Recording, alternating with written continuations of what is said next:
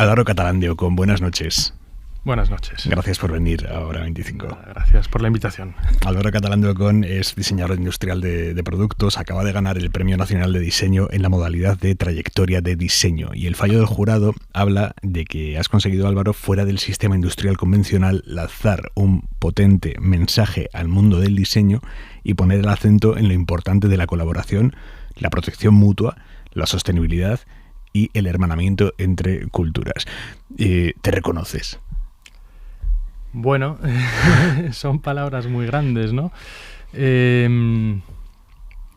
Sí, realmente uno va avanzando, va haciendo camino y no se da mucha cuenta de esa visión quizá más desde fuera, ¿no? Y más global de lo que es tu trabajo, pero sí que este premio es bonito, pues que reconozca ese proceso, ¿no? Que no ha sido fácil, desde luego.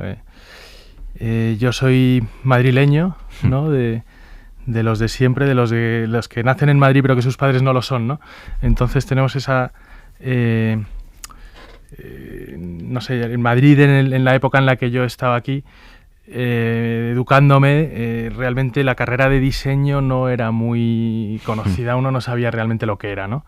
Realmente era algo que hacían además los arquitectos, algún ingeniero, pero como profesión como tal no había, ¿no?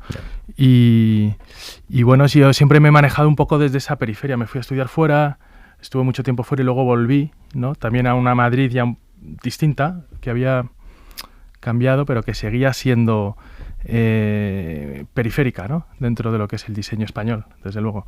No es una ciudad donde se juegue el diseño en Madrid. No.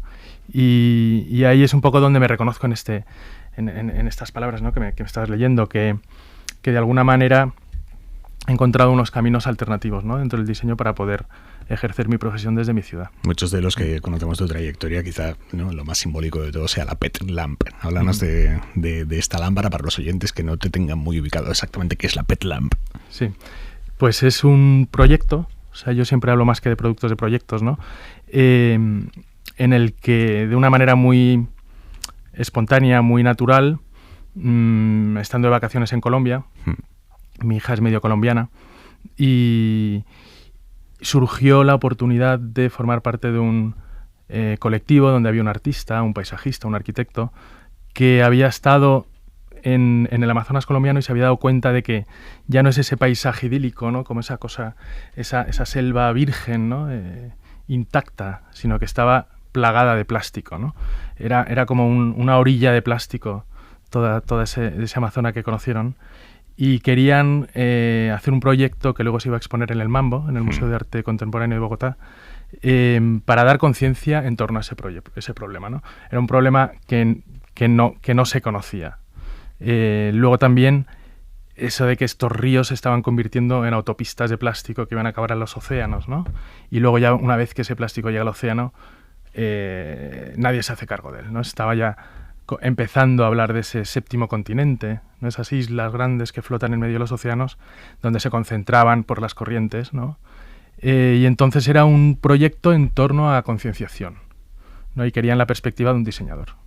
Entonces yo, pues que al final era mi segunda patria, ¿no? Colombia, era como la oportunidad de poder conocer el país trabajando sobre lo que tenía en el terreno, botellas de plástico, y en lugar de la industria, que es como de donde yo vengo, pues trabajar con artesanías locales, ¿no? Entonces intervenir esas botellas de plástico, reconvertirlas en otro objeto a través de cestería local, aplicada por generalmente artesanos indígenas de la zona, ¿no?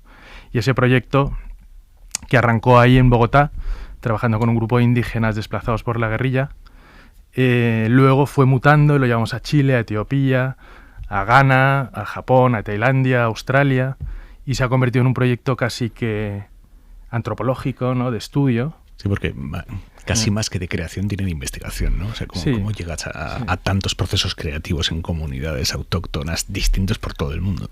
Y abarca muchos campos, ¿no? Es como parte de una cosa ecológica, de un problema ecológico, pero trabajamos con un grupo en peligro social, ¿no? De inadaptación social dentro de la ciudad en Bogotá, pero luego a la vez pues madres de gemelas en Etiopía o intentamos trabajar también con una cárcel en Chile, o sea que siempre tiene ese componente social, pero luego una metodología de diseño y un trabajo artesanal, ¿no? Habrá gente que esté flipando con madres de gemelas. Dicen, ¿por qué crean distinto? No, lo que pasa es que las madres de gemelas en Etiopía están muy estigmatizadas porque a los gemelos se les considera que es un fallo de Dios, ¿no? Justo, sí.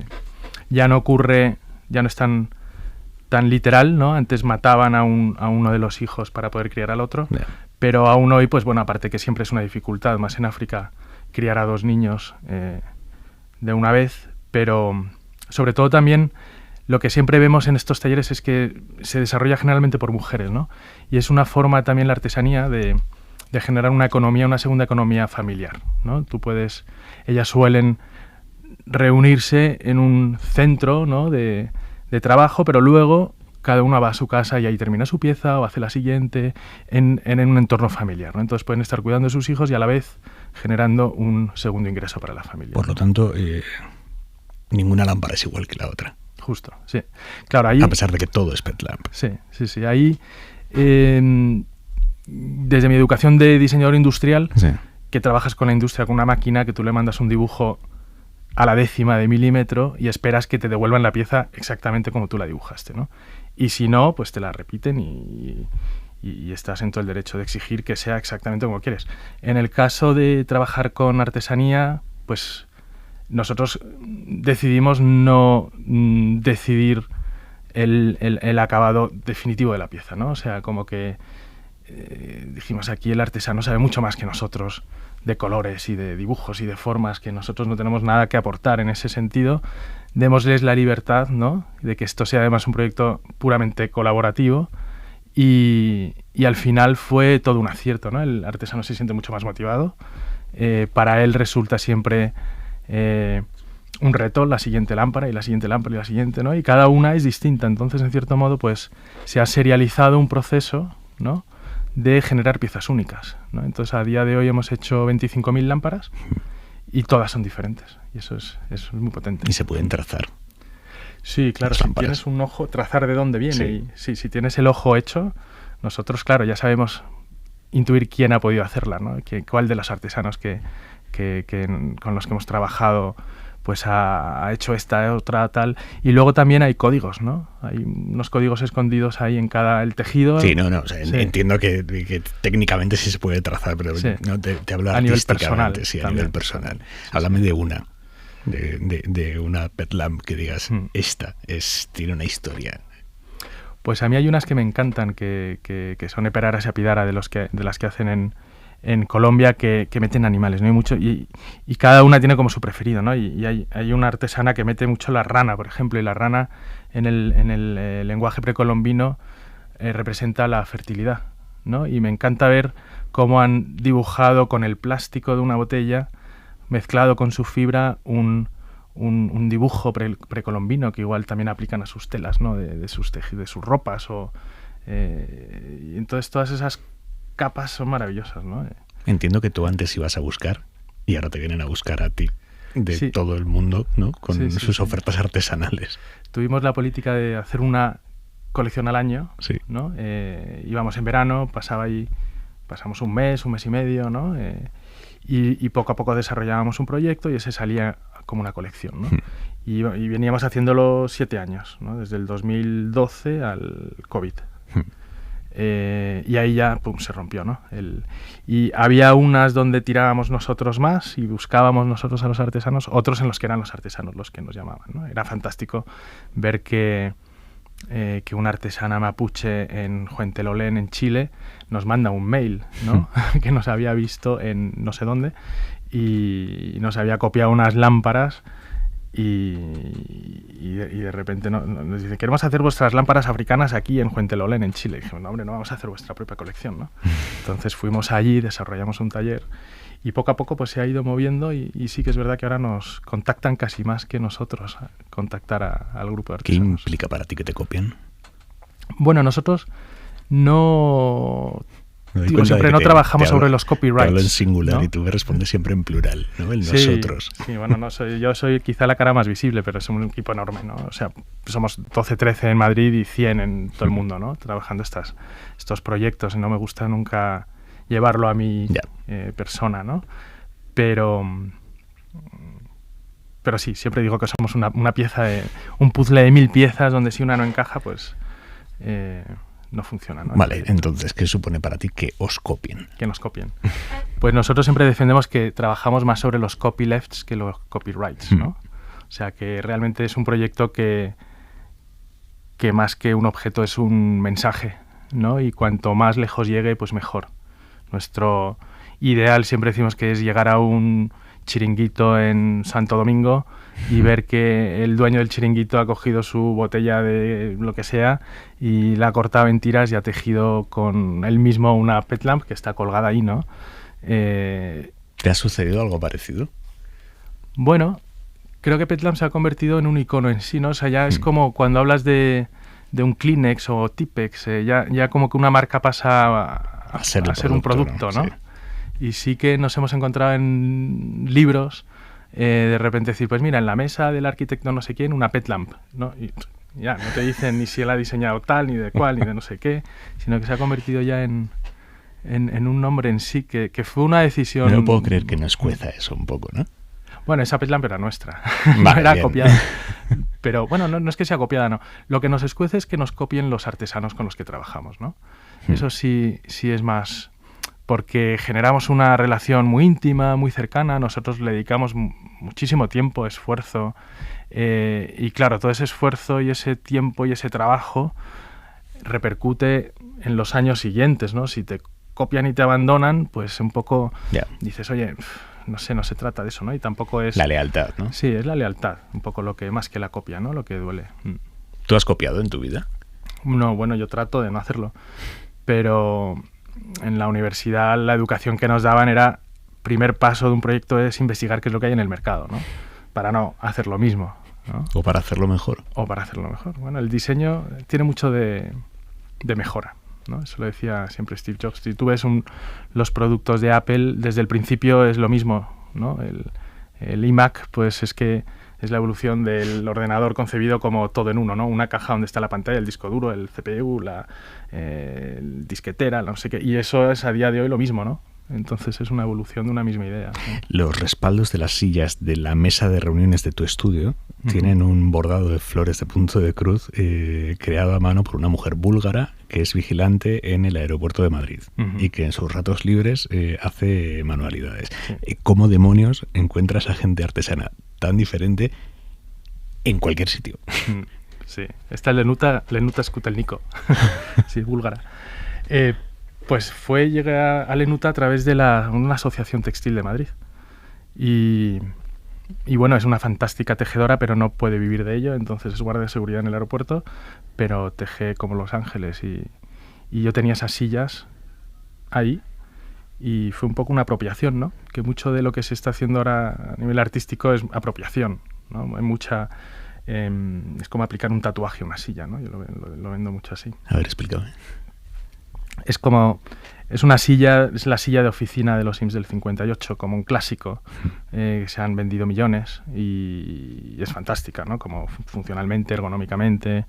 Y yo lo que buscaba era vincular esa silla de oficina a la casa, ¿no? Entonces se llama Home Office y es aplicar un icono del hogar, que es como el cojín de Petit Pois, a una silla de oficina, ¿no? Icónica también. Y proponerse la Vitra, que es el fabricante de la silla, que trabaja mucho en ese entorno Vitra precisamente, ¿no? En llevar la casa a la oficina y la oficina a la casa. Entonces era más que diseñar una silla nueva, era hacer un gesto, ¿no? Y comunicar una historia al final. ¿Te consideras un outsider de la industria? Hombre, si no es una forma común, por ejemplo, de llegar a un diseño de una silla, ¿no? Y se la propuse Estaba pensando en eso, ¿no? Se la propuse al dueño de Vitra, sí. Y le dije, cuando se lo enseñé a Rolf, le dije, mira, tengo un proyecto que o lo odias o lo amas, ¿no? Y se lo enseñé y le encantó y de hecho compró una que tiene en su casa, ¿no? Entonces sí fue una manera alternativa de llegar a Vitra, ¿no? Que para mí era la empresa ejemplar por excelencia. Y, ¿por qué? Bueno, porque yo creo que ese sistema de empresario diseñador que es muy de de posguerra, ¿no? Muy italiano, el matrimonio entre empresa y diseñador. Vitra lo llevan un poco lo llevan a un límite, ¿no? Donde el empresario es una persona genial, ¿no? O sea, que la parte de la genialidad del objeto está tanto en la parte del diseñador como del empresario, ¿no? Que es capaz de motivar, siempre un buen diseño parte de un buen brief, ¿no? Y el brief lo pone el empresario, que es el que tiene la necesidad de ese objeto, ¿no? Y luego tú respondes con él. Entonces yo creo que Rolf ha sido un visionario. Rehizo la fábrica de sus padres cuando se quemó, ¿no? Y llevó a los mejores arquitectos de la época a generar un lugar soñado para el diseño, ¿no? Es como una colección de edificios donde ocurren cosas maravillosas dentro, ¿no? Y luego la excelencia de la producción suiza alemana y con los mejores diseñadores, ¿no? Entonces para mí era una referencia, siempre ha sido una referencia, ¿no? Ahora Rolf se ha retirado y no es lo mismo, ¿no? La cabeza pensante siempre influye. También yo creo que el valor de la empresa familiar, ¿no? Donde hay una persona que toma la decisión última, ¿no? Eso tiene un valor. Entonces hemos quedado que outsider un poco, ¿no? Bueno, esa silla nunca entró en Vitra. Ahora hay gente que llama a Vitra pidiendo la silla, ¿no? Dicen, yo quiero la silla, la Aluminum Chair de los Sims, pero la de las flores. Y claro, eso, se les cruzan se le cruza las chispas. ¿La producción industrial mata el talento por norma general? No, yo creo que no. Yo creo que el arte del diseño donde mejor se expresa es en la industria. Yo nunca lo he negado. Lo que pasa es que también creo que esa manera de hacer diseño se ha sobreexplotado y ha caducado un poco, ¿no? Yo creo que viene de la época de la posguerra, de la reconstrucción europea, donde hacía falta llenar las casas de objetos válidos y además, gracias a la genialidad de un diseñador y una empresa, pues son capaces de llevar a tu casa una obra maestra, ¿no? A un precio de supermercado. O sea, a lo mejor una pinza de la ropa, ¿no? Pues es una obra maestra del diseño y cuesta 2 céntimos de euro, ¿no? Entonces yo creo que ese es el valor de... No lo había pensado nunca, pero vamos. Claro, igual que la pinza, pues cualquier otra cosa, ¿no? Un exprimidor de Dieter Rams hecho por Braun, pues es una obra maestra del diseño, es una obra maestra que tienes ahí en la cocina, ¿no? Y creo que ese es el valor del diseño. Pero bueno, el mercado que yo me encontré cuando salí como diseñador era otro. Era un mercado ya absolutamente saturado de objetos maravillosos, donde no hacía falta meter más y más y más y más, ¿no? Eran unas colecciones, unos catálogos de 1000 páginas donde dices, ¿para qué meter otro, no? Un buen diseño tiene que ser útil, porque algo inútil como diseño, pero tiene que ser bello también. Yo creo que sí, o sea, yo creo que el concepto de belleza en diseño es particular, creo yo. Yo creo que la belleza se llega y un objeto útil y que funciona y que lo hace bello, ¿no? Y creo que el diseño es una profesión muy joven, ¿no? Nace en la Revolución Industrial, el diseño industrial, y pues en 1850 y va evolucionando. Al principio era, pues vamos a hacer lo que se hacía con las manos con máquinas, ¿no? Y era un diseño muy ornamental, pues una Singer, ¿no? Por ejemplo, pues las patas de la Singer es que es ornamental, ¿no? Y dices, ¿y por qué hacer eso con la industria, ¿no? Pero bueno, cumplía esa función estética, ¿no? Y luego se llevó a la ergonomía, ¿no? Y a la funcionalidad. Entonces ya empieza como a hacerse, le llega la Bauhaus, ¿no? Y el uso del material con los procesos óptimos. Y luego llega, y siempre les vas a... O sea, no es que la Bauhaus no consideraba la estética ni la ergonomía, sino que le ibas sumando categorías, ¿no? Y yo creo que en nuestra generación nos ha tocado sumar la ecología, ¿no? Es ya algo que no puede ser diseñador y no considerar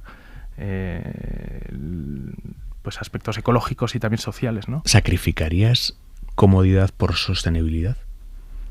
Sí, yo siempre, absolutamente, es que creo que es lo que hay que hacer. Yo siempre comodidad del producto, ¿eh? Sí. No digo ni del proceso ni de nada, del producto. Sí, porque yo creo que no lo es. O sea, yo creo que el gran problema del confort hoy en día es que pensamos a corto plazo, pero el confort también es que un producto sea biodegradable, ¿no? O sea, es muy poco confortable tener que estar con una botella de plástico 300 años flotando en el mar, aunque haya sido muy cómodo para beber durante 10 segundos, ¿no? Entonces yo creo que parte del confort también viene de ahí, ¿no? Y nosotros nos hemos olvidado de ese lado del confort, ¿no? Vivimos en una sociedad muy cómoda y yo, siendo diseñador, siempre he defendido que el confort es lo que está arruinando el mundo, ¿no? En cierto modo, porque de hecho para resolverlo lo que tenemos es que renunciar a mucho, todos, ¿no? Mucha parte del confort que tenemos. ¿A ti te importa más el producto o el proceso? Yo soy de proyecto, ¿no? Y yo creo que el proyecto se materializa en un producto, ¿no? Y el proyecto es lo que yo le doy valor, ¿no? Ahí, y porque en un proyecto está abierto a muchos productos, ¿no? Puedes crear un sistema y que luego eso va creciendo y ese es el valor que yo le veo más al diseño, ¿no? Y luego queda el producto. Y el producto bueno, siempre habla del proceso. No, si lo sabes decodificar, sí, pero no necesariamente, ¿no? El producto se debe de defender solo, pero puedes ir luego quitándole capas, ¿no? Y llegar a... Y lo mejor es que el proceso sea opaco. Sí, la transparencia y la honestidad yo creo que es una clave en el diseño. ¿Cómo acaba un licenciado en gestión y dirección de empresas en el mundo del diseño? Pues porque uno con 17 años no sabe muy bien qué hacer y bueno, pues tampoco estaba despistado también y lo que he hecho en falta es que en España no haya la tradición del año sabático, quizá, ¿no? Donde estás así más abierto a que ocurra cualquier cosa y que, bueno, te pueda influir en tu decisión que va a marcar el resto de tu vida. Y en mitad de la carrera empresarial hice la mili. Y fue como mi año sabático y ahí fue el momento de pensar en que igual no era lo que quería hacer el resto de mi vida, ¿no? Siempre he tenido una pasión por la arquitectura. Bueno, y pintaba y hacía esculturas y hacía mis cosas. Yo me cerraba en mi cuarto a hacer cosas con las manos, ¿no? He leído que te consideras un arquitecto frustrado. Sí, bastante, pero me alegro mucho de no ser arquitecto. Porque es una carrera... Estudiarla creo que es la más bonita que hay, pero ejercerla es durísima. ¿Tu próximo diseño, vuestro próximo diseño? Pues puede ser una pequeña casa, precisamente. Pero pensada desde el objeto, desde la metodología del objeto más que de la arquitectura, ¿no? Explícamelo. Bueno, es una casa un poco... Estoy viendo, a ver, no sé cómo la voy a llevar, pero vamos, como más prefabricada, industrializada que una casa hecha ladrillo a ladrillo, ¿no? Y piedra a piedra. Entonces, funciona aislado de su entorno, ¿no? Que es como algo contrario a los principios de la arquitectura, quizá. Entonces, claro, tiene una orientación determinada al sol, al amanecer, al atardecer, al norte, sur, paneles solares, wow. Todos esos temas, ¿no? Que son más del producto que necesariamente de la arquitectura. Álvaro Catalán, muchísimas gracias por venir a Hora 25. Nada, gracias a vosotros. Gracias.